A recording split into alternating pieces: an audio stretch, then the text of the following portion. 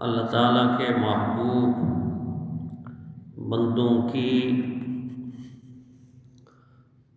اعلیٰ صفات میں سے ایک بہت ہی اعلیٰ صفت صداقت ہے۔ یہ وہ صفت ہے کہ جو صفت اللہ تعالیٰ کی ذات نے اپنے لیے پسند کی،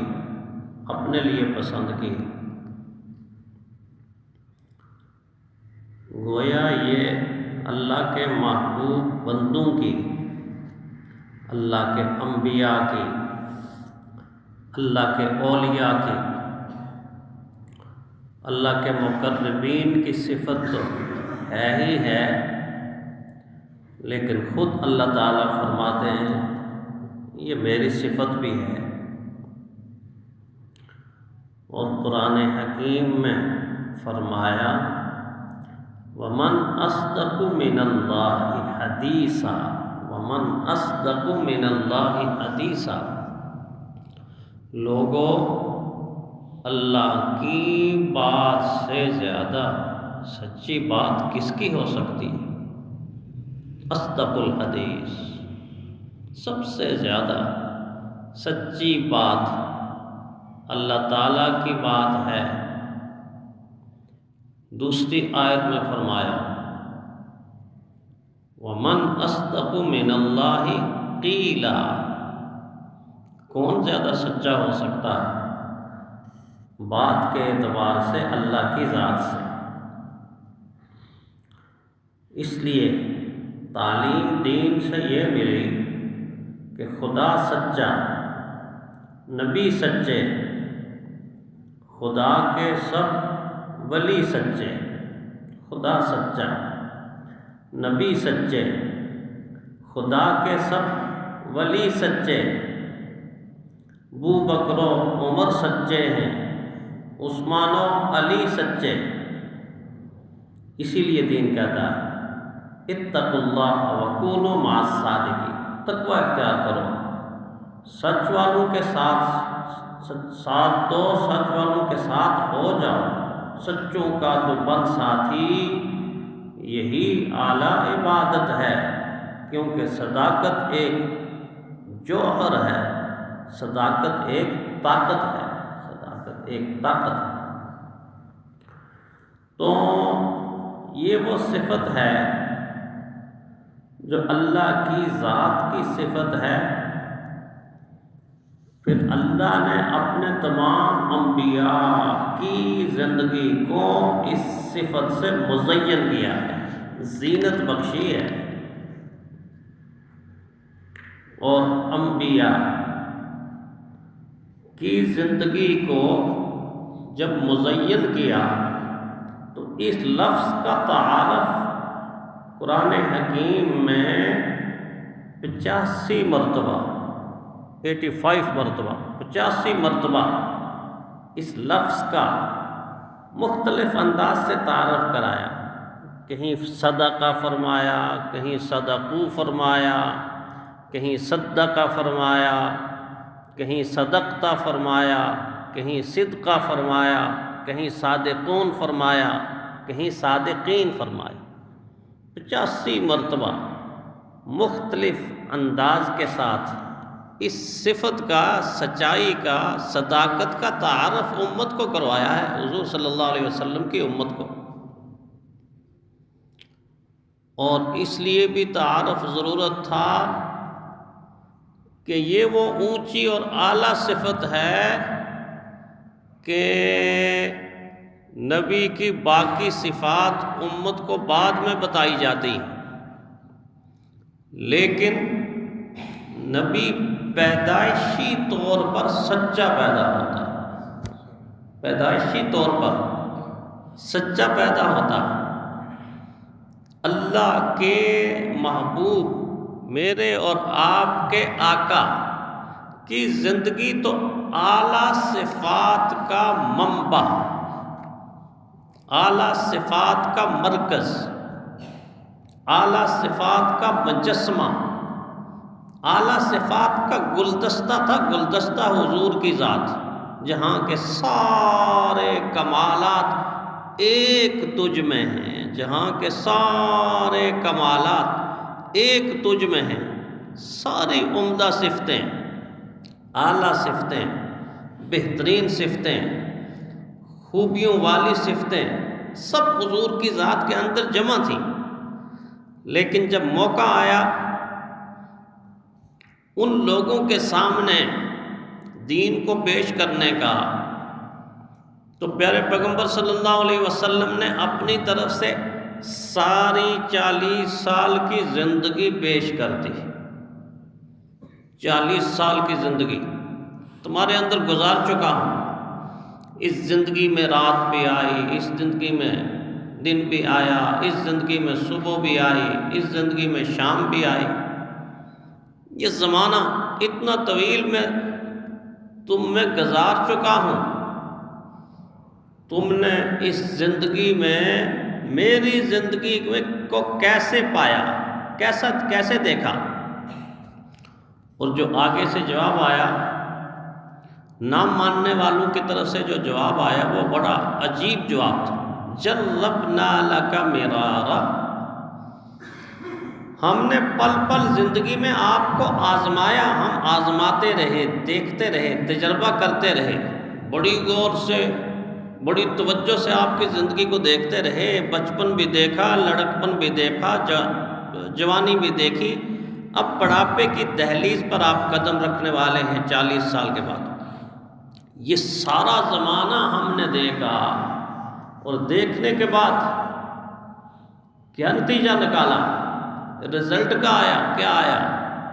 فرمایا ما وجدنا عنک الا صدقا، الا صدقا، ہم نے آپ کی زندگی میں صداقت کے سوا کچھ دیکھا نہیں، سچائی ہی سچائی دیکھی ہے، صداقت ہی صداقت دیکھی ہے۔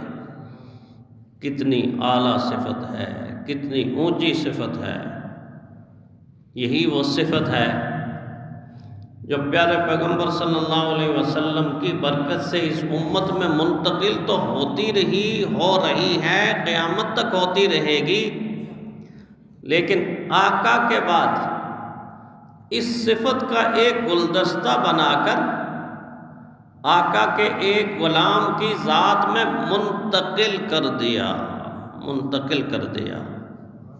ایسا منتقل کیا کہ اس زمانے سے لے کے آج تک اور آج کے زمانے سے لے کر قیامت تک آنے والا انسان جس کے دل کے اندر ایمان موجود ہے وہ کہے گا صداقت کے تاجدار ابو بکر صدیق ہیں، صداقت کے تاجدار ابو بکر صدیق ہیں۔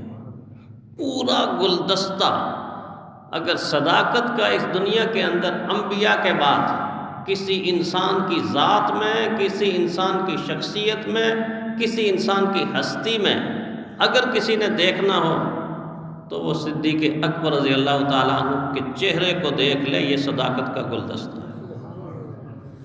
اور صداقت کی سند بھی کون دے رہا ہے؟ کون دے رہا ہے کہ سب سے زیادہ سچے ہیں؟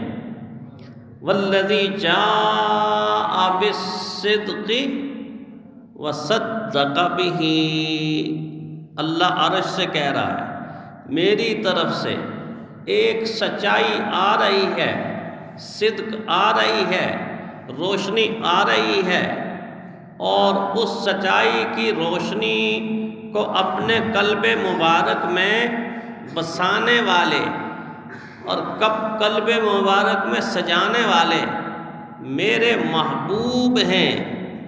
انہوں نے اس روشنی کو اپنے دل میں بسایا بھی، سجایا بھی، اور فرمایا جب وہ روشنی آئی سچے رب کی طرف سے، سچا کلام سچے نبی کے دل کے اوپر اترا، تو سب سے پہلے جس نے تصدیق کی فرمایا وصدق بہ، وہ دنیا کا سب سے سچا انسان بن گیا۔ مردوں میں سب سے پہلے بڑوں میں ایمان لانے والے ابو بکر صدیق رضی اللہ تعالیٰ عنہ ہیں۔ ابو بکر صدیق رضی اللہ تعالیٰ عنہ صداقت کے اس خوبصورت راستے کے امین ہیں جو راستہ نبی کے قدموں سے چل کر جنت کے اندر جا کر ختم ہوتا ہے۔ نبی کے قدموں سے چل کر جنت کے اندر جا کر ختم ہوتا ہے۔ بہت بلند مقام ہے، بہت بلند مقام ہے۔ یہی تو وجہ ہے حضرت لقمان سے کسی نے پوچھا کہ ایک بات تو بتا دیں، فرمایا کیا بات بتاؤں؟ اتنا بلند مقام آپ کو مل گیا۔ حضرت لقمان، علماء کہتے ہیں نبی نہیں ہیں، غیر نبی ہیں، غیر نبی ہیں، لیکن غیر نبی ہونے کے باوجود اتنا بلند مقام کہ اللہ نے پوری سورت ہی سورہ لقمان نازل کر دی۔ قرآن میں سورہ لقمان، اور سورہ لقمان میں پھر پیاری پیاری ان کی باتوں کو نقل کیا۔ حضرت لقمان نے اپنے بیٹے سے یہ فرمایا، اپنے بیٹے سے یہ فرمایا، اپنے بیٹے سے یہ فرمایا، پیاری پیاری نصیحتیں حضرت لقمان کی اس صورت میں قرآن بنا کر نازل کر دیں۔ یہ کوئی معمولی مقام تو نہیں ہے، بڑا اونچا مقام ہے، بڑا اونچا مقام ہے۔ کسی نے اس زمانے میں پوچھا آپ کی شہرت اتنی ہو گئی، آپ کی شہرت اتنی ہو گئی، کون سی آپ کے اندر ایسی اعلیٰ صفت ہے کہ جس صفت کی بنیاد پر آپ کو اللہ نے اتنا مقام دے دیا؟ فرمایا میرے اندر اللہ نے یہ صفت رکھی ہے کہ میں کبھی بھی زبان کے اوپر سچ کے سوا کچھ نہیں لایا۔ زبان کی سچائی ہے جس نے میرا مقام اللہ کے ہاں اتنا بلند کر دیا ہے۔ زبان کی سچائی، زبان کی سچائی، عمل کی سچائی۔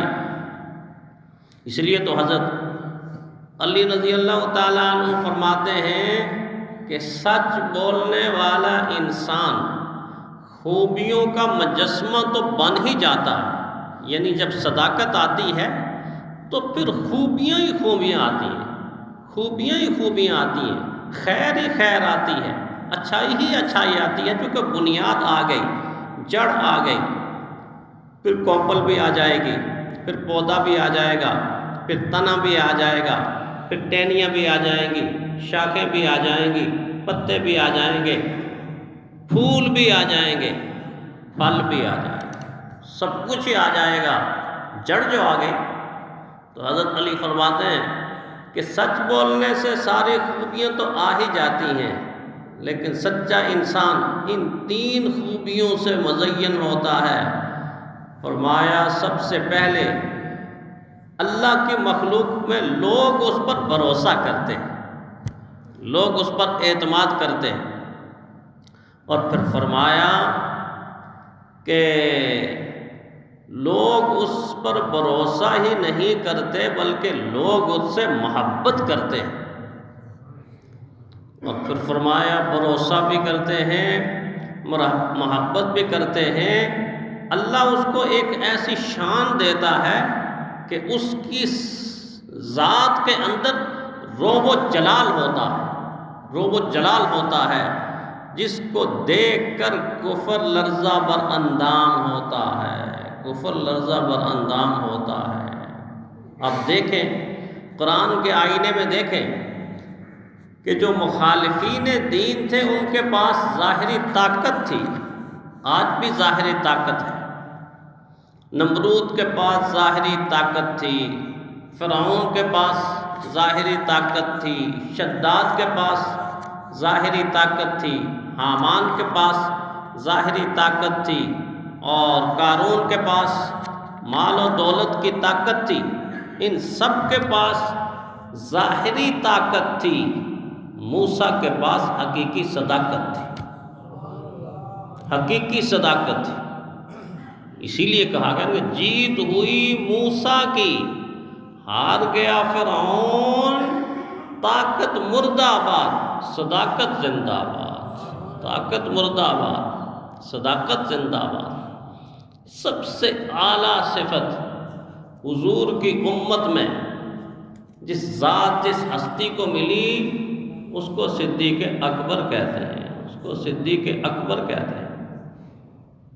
یہی وجہ ہے کہ قدم قدم پر حضور نے ایسی پیاری باتیں ان کی ذات کے حوالے سے، ویسے تو سارے صحابہ کے حوالے سے حضور نے اتنے فضائل بیان کیے ہیں، قرآن ان کی فضیلتوں سے بھرا ہوا، نبی آخر الزمان کے فرامین ان کی فضیلتوں سے بھرے ہوئے، لیکن ابو درداء رضی اللہ تعالیٰ عنہ فرماتے ہیں ایک دن ہم چل رہے تھے، حضور بھی تھے، صدیق اکبر رضی اللہ تعالیٰ عنہ بھی تھے، میں بھی تھا، تو صدیق اکبر ہمیشہ حضور کے پیچھے چلے، امت کو بھی چاہیے کہ حضور کے پیچھے پیچھے ہی چلے۔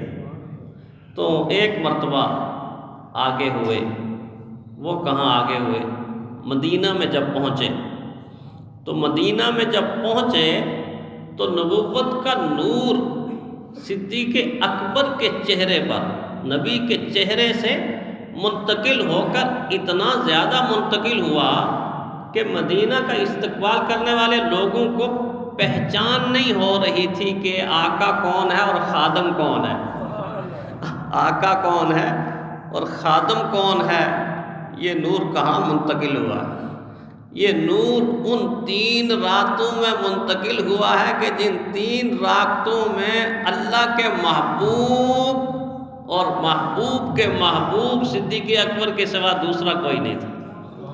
غار حرا کی تنہائیوں میں، غار حرا کی خلوتوں میں، جب حضور صلی اللہ علیہ وسلم کا چہرہ انور ایسے، آپ کی جھولی میں ایسے تھا، ایسے جیسے رحل کے اوپر قرآن حکیم کھلا ہوا ہے،